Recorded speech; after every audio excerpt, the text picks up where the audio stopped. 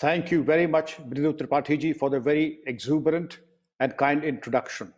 I'm humbled by the fact that you chose me to be your keynote speaker and hold the audience at ransom for the next half an hour. But let us begin without further ado. Good evening, ladies and gentlemen. Respected Mr. R.K. Sinha, Executive Chairman, IISSM, Mr. S.K. Sharma, Chairman, IISSM, Mr. G.M. Srivastava, President, IISSM, Mr. Uday Singh, Chairman, IISSM Foundation, Mr. Rajan K. Medkar, DG, IISSM. Indeed, the current situation is the new normal. And we are fast learners. We have adjusted so well that India, which was supposed to be some island and oasis of doom, has emerged as a winner. Because in the mid-February this year, things were moving so fast that we literally had to run just to stay still. There were bleak prophecies that we just had 20,000 PPE kits, whereas we required 55,000 in the next 90 days. The testing was done only in Vellore and Pune. And look where we stand today. The Prime Minister proudly proclaims that India is the pharmacy to the world. And it is not without the blood, toil, sweat and tears, all the pain, sacrifice and effort that have been contributed by each and every Indian are known as Corona warriors, and rightfully so. The paramedical staff, the Safai Karmis, the police, and the lesser known forces, the civil defense forces, the private security, the home guards, the army, the paramilitary, and the police pensioners. Everybody needs to be saluted in this moment of crisis. Like Shakespeare said, beware the Ides of March, they have come but not gone. COVID-19 is here, it has not gone as yet. There is optimistic news that the vaccine is there. But till when the vaccine will be available to the last man, and I would say what we were expected to do and how we have fared, India is second to none. Look at the state of the European and the more advanced countries. People expected that India will be devastated. Yes, we had our setbacks. There have been no fewer than 520 deaths of our doctors. There have been deaths of 1,088 police personnel, almost 200,000, 2 lakh police personnel and paramilitary staff have been infected. But nobody has been batting an eyelid. And I salute each and every Corona warriors like a grateful nation, a grateful society, that those not with deep pockets, with very humble and modest means, they took a vow that they will feed at least 5 people before they eat themselves. Though deprived, though themselves in acute distress, financial and otherwise, without leave, without the backup of the family, without the backup of the superior officers, they ran the extra mile and brought us glory. And indeed, they have done us proud, each and every one of them. And it is here that there is tremendous learning that facing a pandemic, the challenge and opportunities in education, health and allied services is a contemporary topic. It was a challenge, an uphill task, and at times we wondered whether we would be able to fare well, whether we would be able to give an excellent account of ourselves. When the going gets tough, the tough get going. And indeed, our record has been second to none. And what are the factors? Knowledge is instant global advantage. It is a matter of great pride for all of us that the development of the vaccine has been contributed also. Whatever be, it is not appropriate to apportion the segment of contribution, but yes, India has a proud claim that yes, our biotechnologists, our scientists, our virologists have made the very significant contribution. And this is where that knowledge, ultimately, knowledge is instant global advantage. And we also learned a bitter truth that what worked yesterday will not work today. Obviously, we have to change and change along with the change. And the changing things are so fast that the scenario and the ecosystem in which we work is so very different. But we are fast learners. We have emerged as very fast learners. Our paramedical staff, our doctors, our corona warriors have indeed given such a wonderful account of themselves that a grateful nation cannot repay the debt ever. My university has a medical college with 300-bedded hospital. We are designated as a corona treatment center, and it is my proud privilege to say that we had 2,500 plus corona patients. All of them were treated, all of them were discharged by the grace of the Almighty, and not a single casualty, and all of them were discharged after due fitness and after due recuperation. This speaks volumes about the medical facilities, starting right from the Safai Karmi to the Dean of the Medical College. Everybody rose as one person and indeed gave all their blood, toil, sweat, and tears to ensure that there is not a single casualty. Seldom has the planet seen a situation where every single person on earth is impacted. Unfortunately, even today we have 50 million cases worldwide. 32 million have recovered, and unfortunately more than 1.5 million have succumbed to the illness. But yes, the silver lining on the otherwise dark cloud is that we have a vaccine, not one vaccine, but several vaccines in the pipeline. Of course, storage is a problem, but yes, if we have been able to overcome these problems till now, I'm sure we will be able to overcome all these problems in the times to come. These are non-issues. I'm sure when the vaccines are there, the trials are there, it's only a matter of time when there is light at the end of the tunnel. And the silver lining is that India has become the pharmacy of the world. You may recall that in mid-February till late March, there was an acute shortage of sanitizers, soaps, dispensers, and everything. Today, there is a surplus. Today, there's a surplus. You go to any office and you will find a surplus of soaps, detergents, hand wash, sanitizers, and everything, tissues, you have it. The beginning hiccup, of course, there was a setback, but then there was no looking back. India now has a proud place in the League of Nations to be a major exporter of medicines, supplements, and toiletries.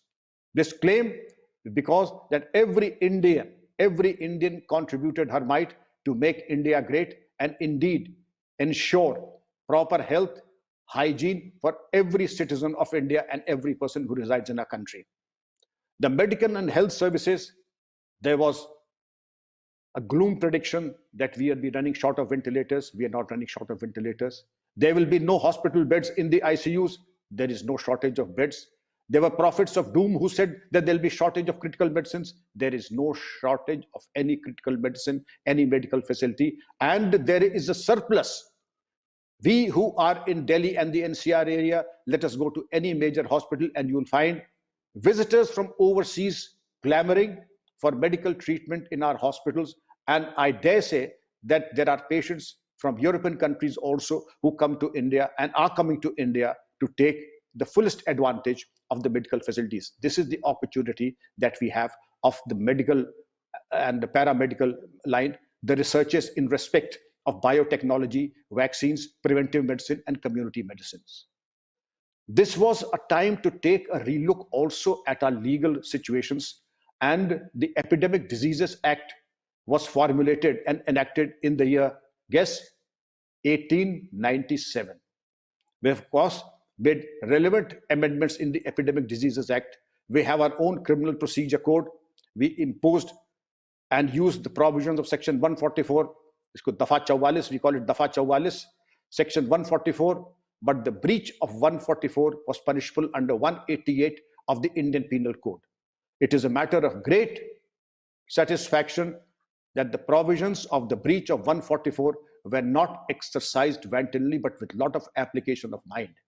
There was a tragic migration of population, huge migration of population from one corner of the country to the other.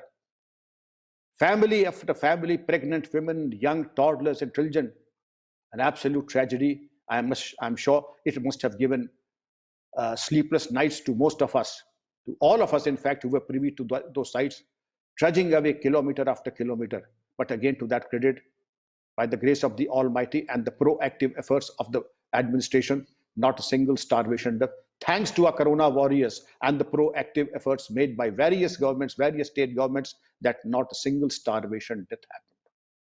Because the chips were down, anything could have possibly happened. I do say that our internal security scheme needs to be upgraded to cater to this contingency which was not there. The internal security scheme will have to be rehearsed, re-rehearsed, so that we have a backup plan and a backup for a backup, so that we are not caught on the wrong foot if at all there is a tragedy like this in times to come. We should be fully aware of what can possibly happen. And like Napoleon, who said that I'm never caught by surprise, I'm prepared for any contingency and 10 times more. And therefore, I would strongly recommend to take a relook at our internal security schemes, and also how to buttress it with the latest laws. We have 3 laws: the Epidemic Diseases Act, the Criminal Procedure Code, the Indian Penal Code, and also the Disaster Management Act. We need to give a short tutorial of the Epidemic Diseases Act and the Disaster Management Act to all our officers of every police station, every district magistrate, because when this pandemic came and descended on us, we were not fully prepared with the legal nuances and the various applications and the pitfalls in the application. I myself moved to the Supreme Court that we should not apply 188 IPC, that is breach of 144 of the CRPC wantonly, because this is a very abnormal and an unusual condition. What is legally correct is not practically right.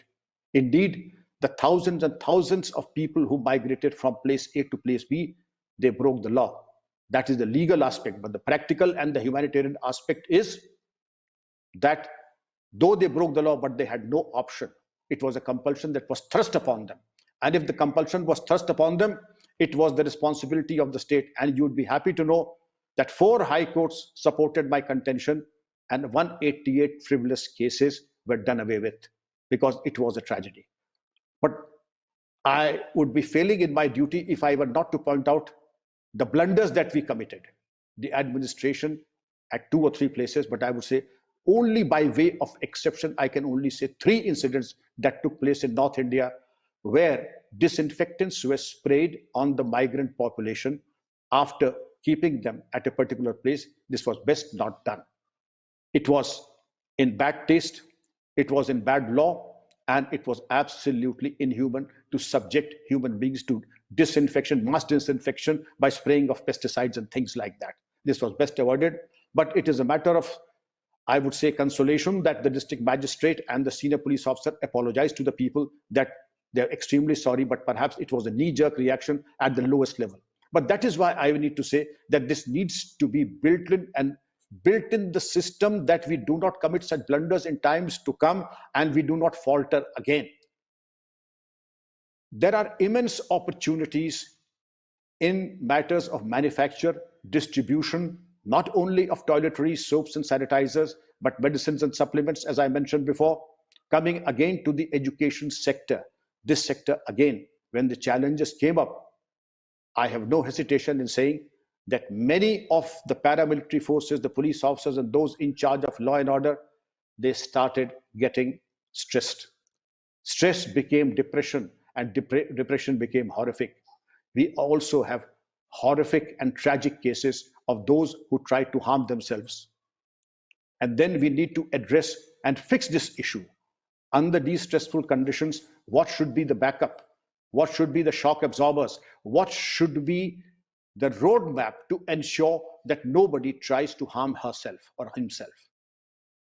In the education community, we have classes, undergraduate, graduate, postgraduate, and PhD scholars. And my personal experience has been, even at below undergraduate level, at 10+2 and beyond, we have been able to very successfully implement the online platform. The online platform came up with its own challenges. The hardware and software compatibility issues, the teachers were not ready to take on. Then the net connectivity was an issue. The students, especially those and the teachers belonging to the rural areas, the connectivity was a problem. Then to expect that every student and every teacher would have a compatible smartphone would be a bit of wishful thinking. But yes, were able to get an gadget for each and every student, every member of the faculty. And then we standardized the operation of preparing resources, primarily the PowerPoint presentations, the resource material, the notes, and ensured online seminars, symposia. But what was missing was the emotional quotient and the spiritual quotient of hand-holding by the teacher and the taught. There can be no replacement of that. And there is no way that I can ensure that all the students can come in one go. The social distancing, the sanitization, the health of the students and the health of the staff and other members of the staff, ministerial and others, is of paramount importance. You'd be happy to know that we have a system that every person who enters the university has to sanitize himself, then hand washing, mask and rubber gloves are absolutely compulsory, and then social distancing, duly covered and ensured through CCTV and the security staff. Again, it is a matter of record and satisfaction. Touchwood, by the grace of the Almighty, we have not had a single case of ailment in the last 9 months in the university.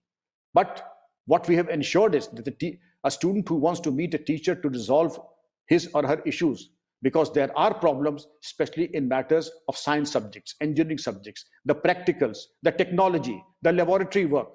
And if the student has to come, he has to take or she has to take a written consent from the parents. After the written consent, the teacher and the taught will be there and all the problems will be removed. We have wonderful platforms like Zoom, Google Meet, we have WebEx, and we have WhatsApp chat. And there are so many platforms which we've been able to use, and the online platform.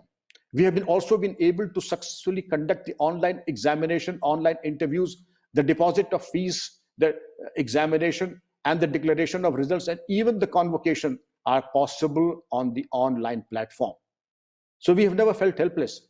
We did feel helpless till about mid-March, but then there was no looking back thereafter. But again, there are prophets of doom who say that perhaps the level of learning is not the same. I beg to differ. My students and my teachers are second to none all across the country. I have had a vibrant interaction with my teachers, the resources that they have been able to come out with, online lectures, YouTube, and absolutely free of cost lectures. 90% of these resources are free of cost. And this is where we need to salute our teachers and students. Students have come up with excellent notes and have uploaded them on the YouTube. I would strongly recommend the distinguished guests that if they have the time to go to YouTube and see the resources that my teachers and the students that they've come up with, available to the world absolutely free of cost. This is the new dimension of academics, and indeed a path-blazing success that we have seen. Security is a major issue. And in security, it is a matter of tremendous satisfaction. Those whom we considered last in the line have come first. The civil defense people, the home guards, the private security, they have been game changers, and they have added a whole new dimension because of the successes. IISSM is indeed an ideal example how to do things in the best possible manner. What could not be accomplished by the major police forces in the country was accomplished by the brave and sharp personnel of IISSM when they intercepted and nabbed India's most wanted Vikas Dubey in Ujjain. I would applaud IISSM for the professional approach, their anticipation, and the professional manner in which Vikas Dubey was apprehended and handed over to the law enforcement agencies. Who would have expected that? Vikas Dubey was not an ordinary criminal. He was India's most wanted. And it is here that the game changing happened, that now we realize that the private security is second to none in matters of prowess, professional competence, and activity and responsibility. Short of charge sheeting a case and investigation, whether it is watch and ward, whether it is guarding, whether it is armed duty, whether it is a transport of treasure, whether it's transport of currency, whether it's guarding of banks or VIPs, you name a single law and order assignment which the private security cannot do with as much alacrity and as much sharpness and capability.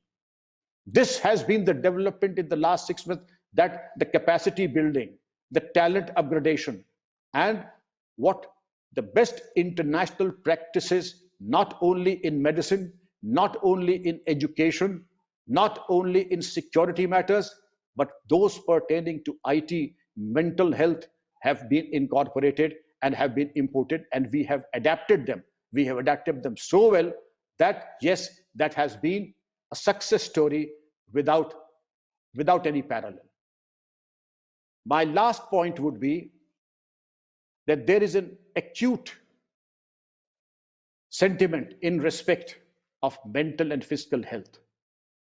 We have been able to cater to most of the things, most of the challenges, but few would understand that there are three challenges that have emerged which we need to address and cater. The first is cybercrime.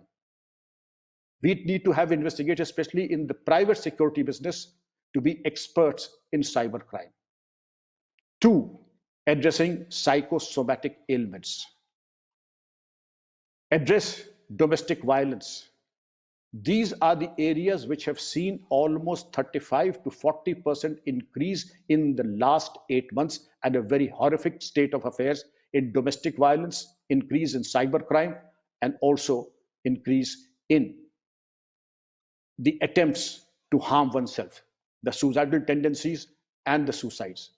I think the best brains who are here need to apply themselves.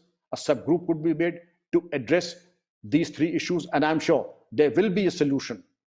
Filling up vacancies is one, giving extra training is one, giving the shock absorbing, healing touch of the family is another, and also staggered duties, because rest, recuperation, sleep, and presence with the family are non-negotiable. And I do hope that the police and the paramilitary leadership is listening, and they would ensure that. Of course, we have the best leadership that we can possibly think of. We are so blessed to have that. But yes, this needs to be reinforced and reinforced time and again. Again, we need to put on a thinking cap always, because before calamity strikes us, we have to cater for the future. If we fail to plan, we plan to fail. Therefore, there has to be an agenda and an action plan to address, and again, to keep away from those who are prophets of doom. There are those who only predict that only bad things are going to happen. If the predictions are that only bad things are going to happen, rest assured, only bad things will happen. But no, we are resilient people. We have a population that is absolutely upright, with malice towards none, but we know the inherent talent that the nation has. We have absolute faith in our scientists, our corona warriors. No other than our Honorable Prime Minister has saluted our corona warriors. And if the Prime Minister and the grateful nation has saluted the corona warriors, it is time also to keep reasonable and safe distance from those who give us negative thoughts and indeed impact our morale and our mindset very, very negatively. I will just say 2 lines in Urdu to place my sense of deepest gratitude for Mr. R.K. Sinha Sahab and the August gathering. This is very contemporary to what is happening today. कुछ लोग तुम्हें समझाएंगे, कुछ लोग तुम्हें समझाएंगे, वो तुमको खौफ दिखाएंगे. They will scare you. जो है वो भी खो सकता है. What you have can also be lost. इस राह में रहजन हैं इतने. Rahzan mean robbers. There are those who can rob you. कुछ और भी हो सकता है. Something more can happen. The reply of a resilient and a resolute nation is, कुछ और तो अक्सर होता है, पर तुम जिस लम्हे में जिंदा हो, वो लम्हा तुमसे जिंदा है. ये वक्त नहीं फिर आएगा. तुम अपनी करनी कर गुजरो, जो होगा देखा जाएगा. Jai Hind. With all my good wishes, may God always bless your path. Thank you very much for being so patient. God bless you.